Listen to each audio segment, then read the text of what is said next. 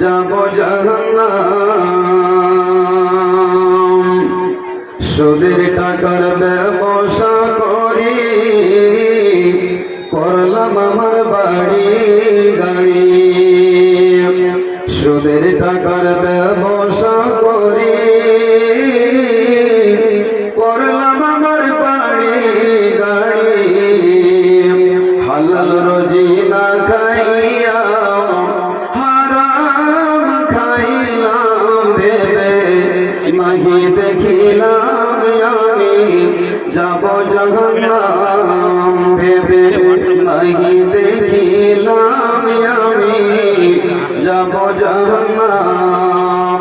আমি ওয়াকারলে নামাজ রোজা কাজা করিলাম ভেবে নাহি দেখিলাম আমি যাব জাহান্নাম।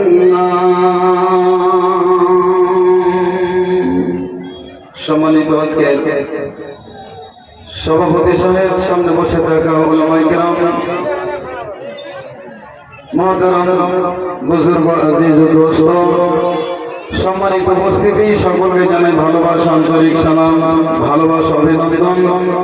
সর্বদেশে মহান আল্লাহর প্রশংসা করি, সকলে পড়ি আলহামদুলিল্লাহ।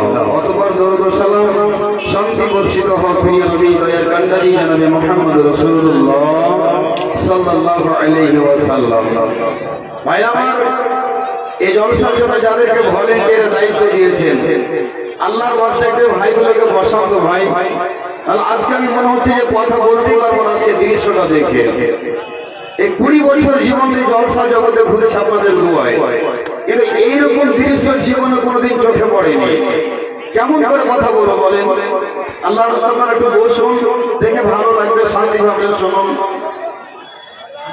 আজকে আমার বক্তব্য বিষয় যেটা হচ্ছে, ভালো কাজে আমাকে আপনাকে খুব তাড়াতাড়ি করে ধাবিত হতে হবে। ভালো কাজের জন্য খুব তাড়াতাড়ি অগ্রসর হতে হবে, এটা হচ্ছে আমার বক্তব্য বিষয়। আমি ভূমিকা বাঁধবো না, যেহেতু সময় নেই হাতে। ভালো কাজ বলতে কি? নামাজ, রোজা, হজ, যাকাত, মাতা পিতার সেবা, কোরআন তেলাওয়াত, তাসবিহ, তাহলিল, জিকির, আজকার ইত্যাদি ইত্যাদি যতগুলো ভালো আমল আছে, আপনাকে আমাকে দেরি করতে হবে না, তাড়াতাড়ি করতে হবে। কেন? এই জন্য করতে হবে, যেহেতু আমার আপনার যে আল্লাহ পাক আমাকে আপনাকে সময়টা দিয়েছেন, নির্ধারণ করেছেন। আমি আপনি পৃথিবীতে কতদিন বাঁচবো, পৃথিবীর কোনো মানুষ বলতে পারবে? আপনি হ্যাঁ না বলেন, বলতে পারবেন? এই জন্য আল্লাহ আপনাকে যে এই মূল্যবান নিয়ামত দিয়েছেন, এই নিয়ামতটুকুকে আপনাকে ভালো কাজে লাগাতে হবে, আর ভালো কাজের জন্য খুব তাড়াতাড়ি করতে হবে। এই জন্য যে আপনার কত মৃত্যুর ডঙ্কা ঘন্টা বাজবে আপনার কোনো গ্যারেন্টি নেই। পৃথিবীর কোনো মানুষ এই কথাটা জানে না। একজন মানুষকে আপনি জিজ্ঞাসা করুন, আমরা জিজ্ঞাসা করি, ভাই আপনার 30 বছর বয়স হয়ে গেল, নামাজ কেন পড়েন না? ওই লোকটা কি উত্তর দেয়? ওই লোকটা নিজের ভাষায় একটা উত্তর দেয়, বলি সাহেব এখনো বয়স হয়নি, অনেক সময় বাকি আছে, ছেলে পেলে বিয়ে দিব, নাতি নাতিন হবে,